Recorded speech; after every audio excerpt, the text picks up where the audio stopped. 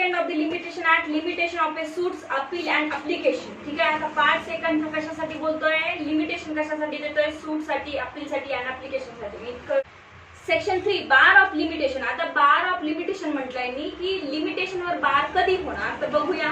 Subject to the provision contain in section 4 to 24 inclusive. आता इथे section 4 to 24 सांगत आहे. सेक्शन 4 to 24 मध्ये अशा काही गोष्टी दिलेल्या आहेत. तिथे म्हटलेलं आहे की असं झालं तर लिमिटेशनचा सूट तुमचा बार होणार नाही, तसं झालं तर बार होणार, हे सगळं सांगितलंय. आता एखाद्या सेक्शन मध्ये बघूया कुठल्या सेक्शन मध्ये काय आहे ते, पण एखादं उदाहरण घेऊया आपण. आता इथे जर म्हटलं की आज मला 3 महिने एखादं ऍप्लिकेशन दाखल करायला टाइम होता.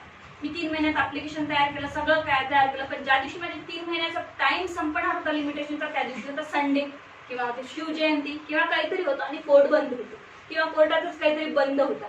त्याच दिवशी मी सूट घेऊन गेले आणि कोर्ट बंद होतं. तर मला कधी सूट दाखल करायचा आहे, नेक्स्ट डे, ज्या दिवशी कोर्ट उघडेल. मग 1 दिवसांनी उघडो, 2 दिवसांनी उघडो, 3 दिवसांनी उघडो कोर्ट. कधीही जेव्हा ओपन झालं तर मी नेक्स्ट डेला सूट दाखल करणार आहे. माझा लिमिटेशनचा पिरियड गेला ना. पण सेक्शन 4 to 24 मध्ये अशा काही गोष्टी दिल्या की आता कोर्ट क्लोज असलं तर मग आता इथे माझं सूट बार होईल का, नाही होणार.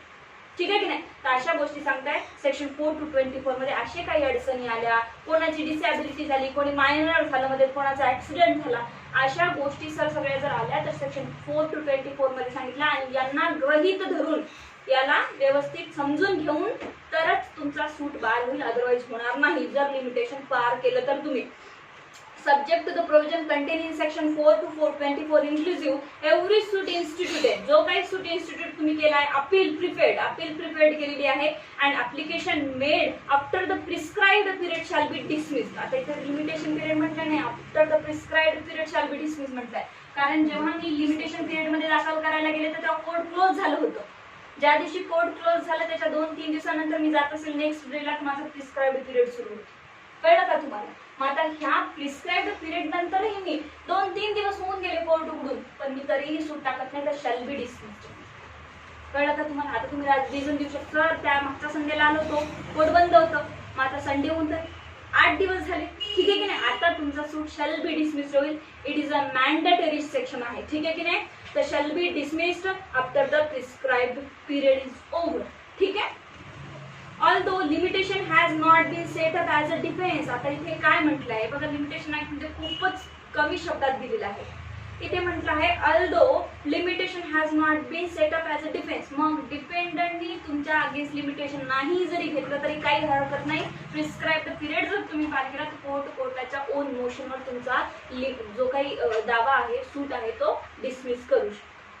आता प्रत्येक वेळेस आपण काय पाहिलं, सीपीसी मध्ये रिजेक्ट करायचं असेल, डिसमिस करायचं असेल तर रिस्पॉन्डंट आणि डिपेंडंट काय करतं, अप्लिकेशन दाखल करतं. सर याचा ग्राउंड नाही बसत, याला रिजेक्ट करायची जे आहे ते डिसमिस करा. पण इथे काय म्हटलं आहे, जरी डिपेंडंटनी जरी डिफेन्स नाही घेतला तरी काही प्रॉब्लेम नाही. कोर्टाची ड्युटी आहे ही पाहून घ्यावं लिमिटेशन मध्ये येतं का आणि स्वतःच्या ओन मोशनवर सूट डिसमिस्ड करा. कळलं. For the purpose of this act. आता for the purpose of this act याच्यासाठी काही समोर गोष्टी दिल्या आहेत त्या समजून घेऊया. A suit is instituted. हा जो शब्द दिल्यावरती सूट इज इन्स्टिट्यूटेड, तर सूट इन्स्टिट्यूट कधी मानायचा, तर कधी मानायचा बघा, in an ordinary case when the plaint is presented to the proper officer. आता सपोज आज मी कोर्टामध्ये गेले, ठीक आहे की नाही. कोर्टामध्ये गेल्यानंतर 5च्या आधी मी एखाद्या प्रॉपर ऑफिसरला, म्हणजे मला डीजे कडे फाईल करायची होती, डीजेचं खाली ऑफिस असतं, तिथे आपण सूट प्रेझेंट करतो, माझ्या सह्या वगैरे झाला, त्याच्याकडे मी फाईल देऊन टाकली तर माझा सूट ऍडमिट झाला. ठीक आहे की नाही. गरज नाही जो कोर्टातच जावा, डायसवरच जावा, पण जिथे प्रॉपर ऑफिसरकडे सूट इन्स्टिट्यूट करण्याची तिथे एक मेथड आहे कोर्टामध्ये, तिथे जाऊन मी सूट इन्स्टिट्यूट केला तर त्याला सूट इन्स्टिट्यूट झाला असं समजलं जाईल. In the case of a pauper, when his application for leave to sue and the pauper is made. आता बघा, प्रॉपर पर्सन म्हणजे तर माहिती आपल्याला इंडिजन पर्सन, ऑर्डर 33. ठीक आहे की नाही. असं लक्षात ठेवायचं आता पटपट. आता प्रॉपर पर्सन कधी सूट इन्स्टिट्यूट करेल, ठीक आहे की नाही. आता त्याला 3 महिन्यामध्ये एखादं ऍप्लिकेशन किंवा 3 वर्षात सूट दाखल करायचं आहे.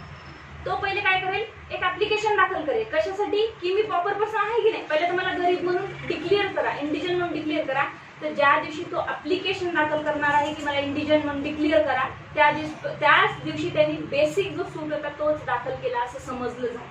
आता याची कारण काय, कारण हे आहे की मी आज 3 वर्षाचा जर मला लिमिटेशन पिरियड असेल आणि मी नंतर 2 वर्षानंतर सूट दाखल केला, 2 वर्षानंतर काय केलं, मी ऍप्लिकेशन दाखल करेल पहिले की मी गरीब आहे की नाही, मी इंडिजंट आहे की नाही. मग आता ते ऍप्लिकेशन डिसाईड करायलाच कोर्टाने 2 वर्ष लावले, तर 3 वर्षाचा तो पिरियड माझा संपून चालला ना. मग माझ्या चुकीमुळे गेला का तो? नाही, कोर्टाने घालवलाय 2 वर्ष. तर कोर्ट म्हणतं ज्या दिवशी तुम्ही ऍप्लिकेशन दाखल केलं त्याच दिवशी तुम्ही सूटही दाखल केला असं समजण्यात येईल. म्हणजे third, in the case of a claim against a company which is being wound up by the court when the claimant first sent in his claim to the official liquidator.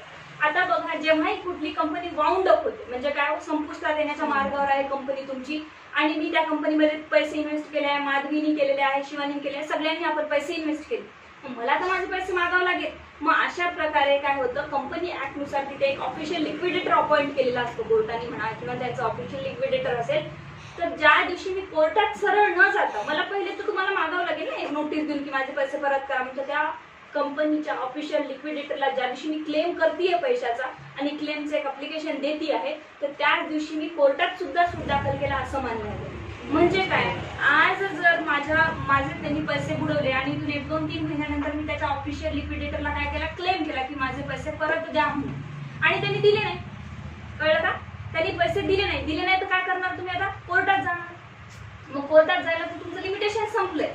Court काय म्हणेल, तुम्ही यायचं होतं 1 वर्षाच्या आधी, आता limitation संपलं. पण कोर्ट असं म्हणू शकत नाही, कारण तुम्ही लिमिटेशन पिरियड संपायच्या आधीच कंपनीच्या लिक्विडेटरकडे एक क्लेम केला होता, म्हणजे सुरुवात केली होती तुम्ही लिमिटेशन संपायच्या आधी.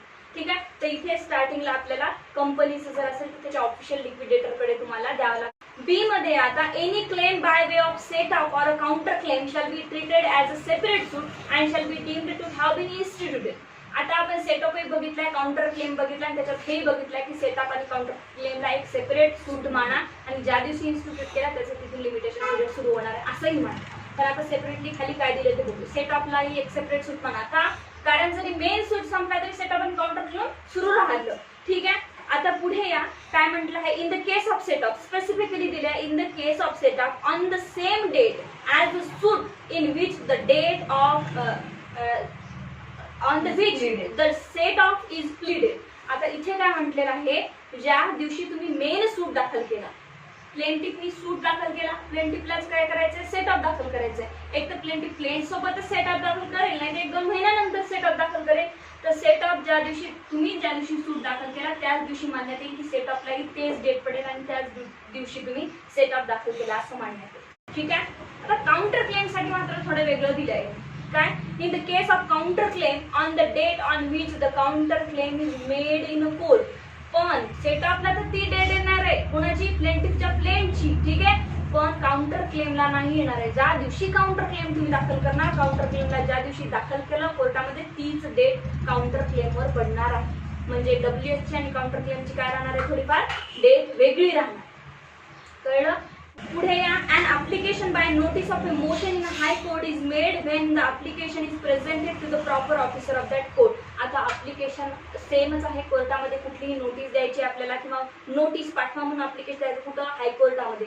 तर हे सगळे जे काय आहे तर ज्या दिवशी आपण हायकोर्टाच्या प्रॉपर ऑफिसरला देऊ त्या दिवसापासून आपला लिमिटेशन पिरियड सुरू होईल आणि सूट इन्स्टिट्यूट केला म्हणून समजलं जाईल. आता हे पूर्ण कशासाठी सांगितलं होतं आपल्याला, सूट इज इन्स्टिट्यूटेड. सूट कधी इन्स्टिट्यूट झाला हे समजायचं, एवढं दिलं त्यांनी की. Section 4 expiry of prescribed period when court is closed. आता मी तुम्हाला आता 5 मिनिटापूर्वी विचारायला सांगितलं तेच सेक्शन आहे, कारण सेक्शन 4 to 24 काय सांगतं, हेच प्रोव्हिजन सांगतं की असं जर परिस्थिती झाली तर काय करायचं. ठीक आहे की नाही, प्रिस्क्राइब्ड पिरियड तुम्हाला लागू होईल की नाही. Expiry of prescribed period when court is closed, where the expiry of prescribed period, तुमचा पिरियड जो आहे प्रिस्क्राइब तो एक्सपायर होईल का, जेव्हा कोर्ट क्लोज असेल तेव्हा. when the prescribed period for any suit, appeal or application expire on the day. आता हे शब्द या लिमिटेशन ऍक्ट मध्ये कंपल्सरी लक्षात ठेवायचे की कुठला सेक्शन कशाबद्दल बोलतो.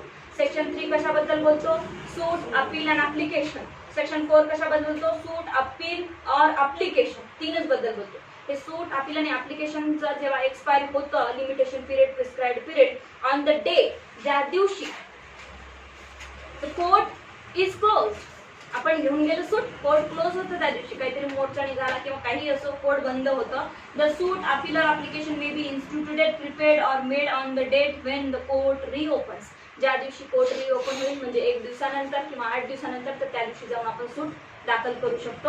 आपला प्रिस्क्राइब्ड पिरियड संपला का नाही संपला, पण आपण ओपन होऊन जरी जात नसेल, अजून लेट करत असेल, तर त्या दिवशी प्रिस्क्राइब्ड पिरियड आपला संपतो आणि आपला सूट डिसमिस करण्यात येणार आहे. ठीक आहे.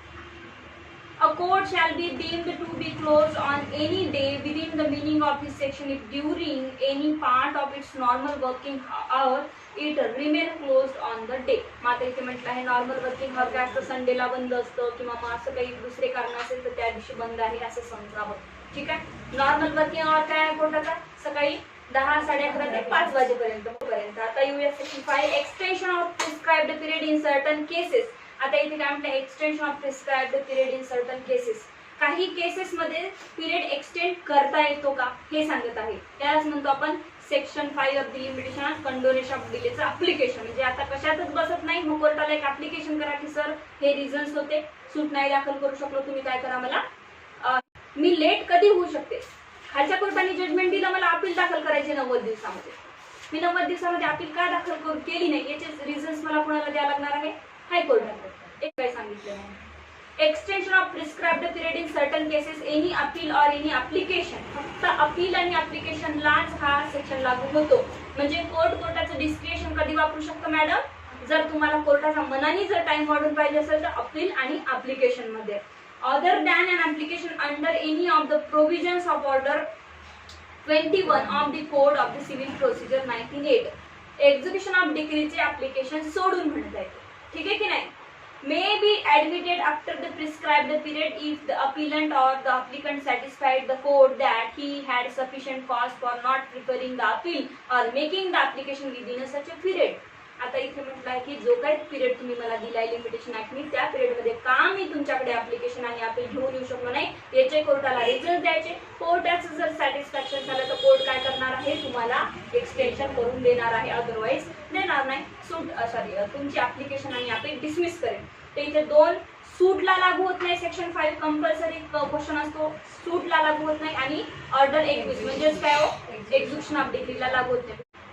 The fact that the appellant or the applicant was misled by any order, practice or judgment of the High Court in ascertaining or computing the prescribed period may be sufficient cause within the meaning of this section. आता sufficient cause काय असणार आहे हो, काय असणार आहे, समजा कोणाची डेथ झाली, थोडंसं लेट झालं, सूट तयार करूनही वकिलांनी सूट तयार केला पण काहीतरी असे प्रॉब्लेम झाले, ठीक आहे की नाही, किंवा मला नोटीसच भेटली नाही, अपीलचं जजमेंट लागलेलं मला माहित नाही, किंवा अशा सगळ्या गोष्टी तर रिझन्स येणार आहे. त्याच्यात एक पर्टिक्युलर एक्सप्लेनेशन मध्ये त्यांनी रिझन सांगितला की तुम्ही मिसलेड झाले काहीतरी, ठीक आहे की नाही, कोर्टाच्या जजमेंट म्हणजे तुमची कळलंच नाही तुम्हाला की माझं अगेन जजमेंट लागलं का, की याच्यावर अपील आहे की नाही, ह्या सगळ्या गोष्टी कळल्या नाही, तर हे रिझन मांडल्या जाईल आणि याच्यावर सॅटिस्फॅक्शन कोर्ट करून देणार आहे. ठीक आहे.